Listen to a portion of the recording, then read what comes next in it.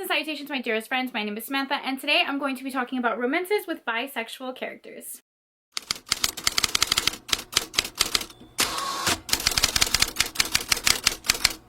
Hello, how are you? Welcome or welcome back to my channel. Welcome back, and welcome back to Trope Week, my friends. If you don't know what Trope Week is, it is a series that I do quite frequently on my channel where I take one specific romance book trope and I give you a ton of recommendations on them for a whole week. Here we are. That's what we're doing. I have a whole playlist down below. You guys already know the drill. I have dozens upon dozens of videos in that playlist. I think I have like 40 videos at this point because I love these videos. They're my favorite to do. So today I'm going to be talking about romances with bisexual characters. Being a bi queen myself, I absolutely loved reading the representation in all of these books.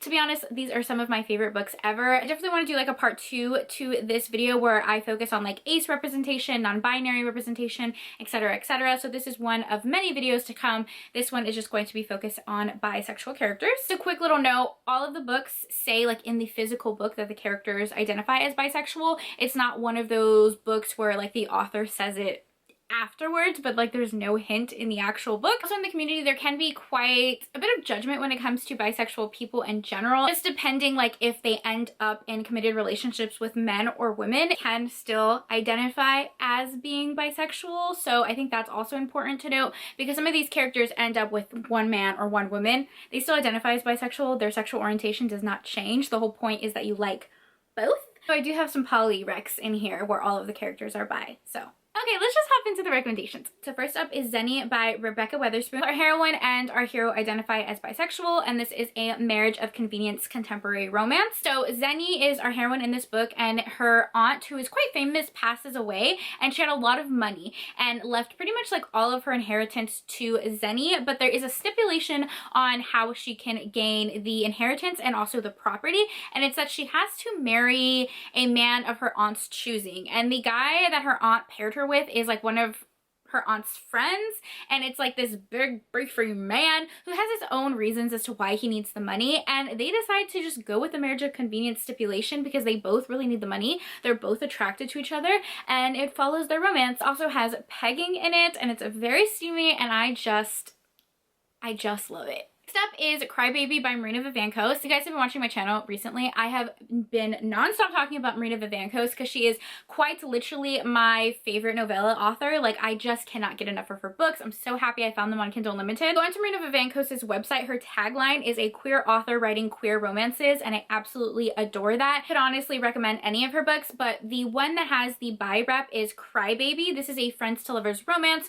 One of our heroes identifies as bi in this book. So the hero that is bi, he discovers a little kink. He likes to see his partners cry, but like not in like a degradation way, more in like crying with pleasure. We love to see it. Other hero identifies as gay, but he has never had a boyfriend. He's never been in a relationship. He comes from a background that isn't like totally accepting, and he's just nervous of putting himself out there when he's so inexperienced. So in his head, he's like, I trust nobody but my best friend. It's a proposition his best friend, and they have like a friends to benefit situation, and it follows the romance. The banter in this book is top tier. Our characters are hilarious. They're so funny. The way they love each other. Like, the reason I love Friends to Lovers so much is because you have that base friendship where they already adore each other. They already have an immense amount of respect for one another and that connection. And then like you add like sexy times and like soulmate energy. Perfect. Literally perfect. Another one of my favorites, I know I've mentioned this one a lot too, is Party Favors by Erin McLennan. Both of our characters identify as bi, and this is a sapphic romance. Everyone's are best friends, so this is also a friends to lovers romance, but they met online and have bonded over their love of fashion and music and just like very similar tastes. However, they've never met each other in person. So they decide for New Year's they're going to spend the holiday together, but not only that, they're going to create like a New Year's list, like bucket list, resolution list, bunch of stuff they want to do and check off, and they're going to do it together as they meet for the very first time. And when they do meet, they have this instant chemistry that they never would have expected, and they spend the holiday kind of exploring that, and it is so cute. It does take place during New Year's, but you can read it literally anytime. Next up is Power Plays and Straight A's by Eden Finley. I love Eden Finley and Saxon James. This is a duo written book, but like I love both of them individually. I love when they write together. They have a bunch of sports romances and male-male romances that are just phenomenal. Like, I've been binging their entire backlist, but this one is such a good one. It is like a brother's best friend romance. Our hero Grant, he identifies as bisexual, and he has had a crush on his brother's best friend for like the longest time, but he's been off limits until his brother's best friend goes to the same college as him, and his brother asks him to like keep an eye out on him because he's very introverted, he's very shy, and he was also being bullied at his last college, which is why he's switching schools. Grant ends up befriending him and kind of like showing him around the campus, and it follows their romance. Up is Lovers by Fiona Cole. Now this one is a hard book to explain because I don't want to give any spoilers, but it's kind of like a poly open relationship. You'll see. Followers are 3 characters, and 2 of them are engaged to get married, and they want to spice things up.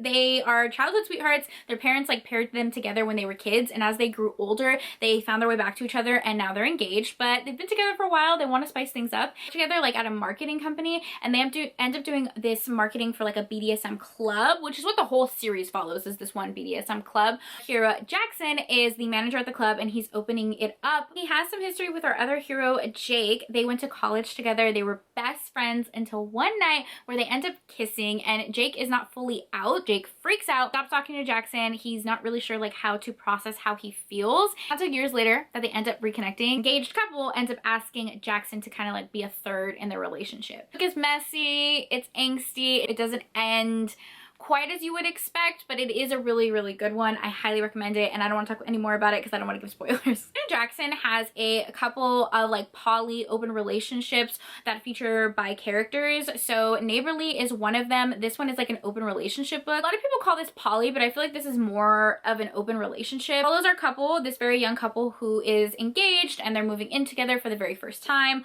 Our hero Calvin is a boxer, and he's trying to like make a name for himself, and our heroine like supports him. Great relationship. And when they move in, they basically like rent a sub complex of another couple's house. The 2 couples meet for the very first time. The heroines have like this instant chemistry and attraction towards one another. Partners are into it. They're like, you know what, explore that, have fun with that. Let's kind of like open our relationships and just have a fun time all together as 2 couples.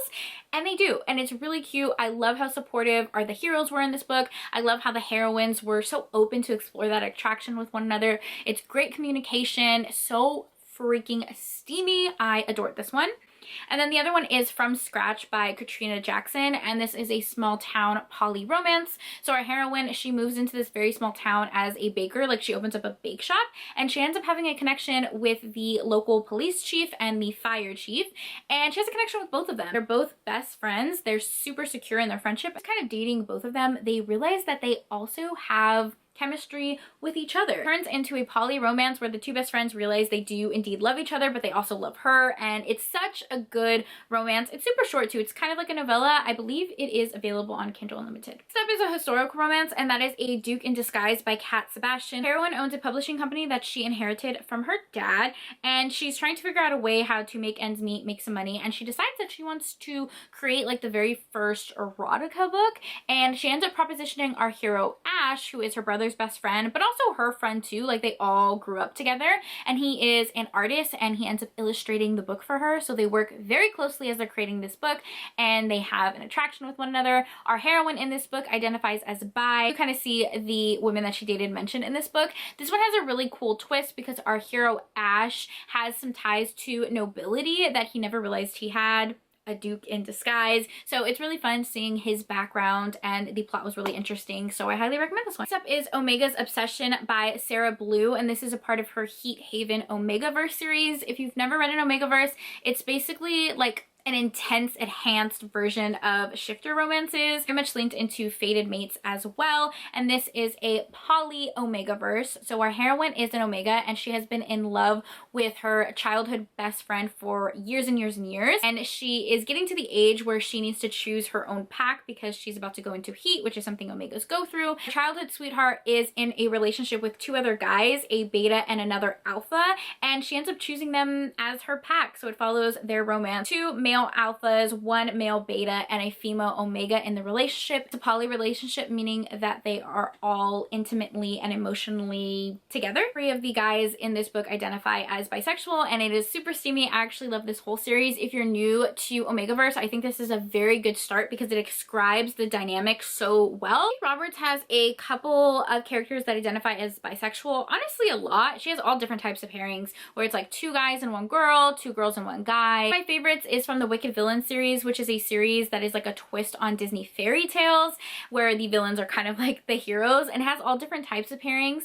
My favorite from the series is the second book. It's called Learn My Lesson, and this is a romance between Hades, Hercules, and Meg, and all the characters in this book identify as bisexual. This one is a little bit of a revenge plot. So Hades and Meg are in a relationship, a dominant and submissive relationship, and Hades has some beef with Zeus, okay? And to get back at Zeus, he is going to seduce his son, Hercules. And it starts as a revenge plot. He's really planning to like use Hercules to get back at Zeus. But when Hercules joins the relationship as a third, it forms into this beautiful poly romance. Hi, sorry to interrupt. Editing Sam here. Every single video, I forget a recommendation.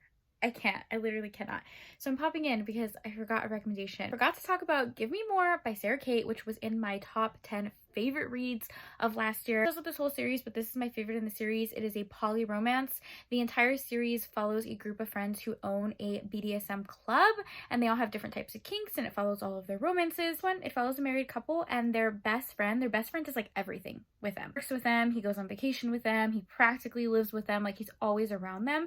And this married couple is discovering their own kinks. Here realizes he's kind of into like watching his best friend with his wife. So they end up inviting their best friend to be like a third in their relationship, but it turns into a poly romance. I love it. I literally love it so much. It's a friends to lovers poly romance. Just the beautiful communication in this book. This book is so freaking romantic. Oh my god, I love it.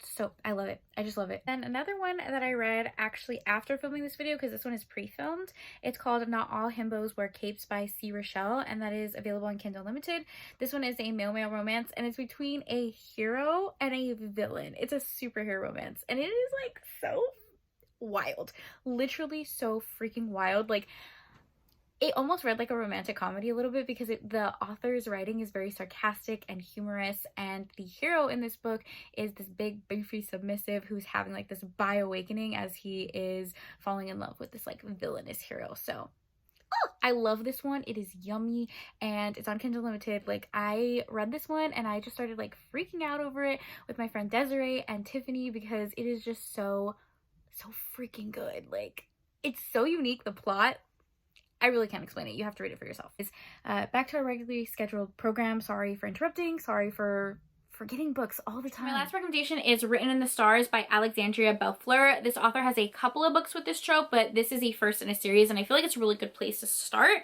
It's a Pride and Prejudice retelling, also has the fake dating trope. Heroines are paired together on a blind date, and this blind date ends up disastrously. Like, it does not go well. They do not vibe. They don't have a good time. Ends up pretending that they do, because the person that hooked them up was one of the heroine's brothers, then the other's co-worker. So they're trying to make it work. They also are about to enter into the holidays. It takes place during the holiday season, and they're both kind of like tired of showing up to family events without a significant other. So they make a deal to fake date so they can like join each other on like family events, and it follows their romance, and it is super cute. It does take place during the Christmas time, like Thanksgiving, Christmas, but you can read it pretty much anytime. As you guys know, at the end of these videos, I like to tell you what's on my TBR that has this very similar trope, so that's what I'm gonna do. This one is Frat Wars by Saxon James. This is a male-male romance. It's also like enemies to lovers. Our heroes are presidents of rival frat houses, and like I said, I love Saxon James, I love Eden Finley, and I cannot wait to read this one.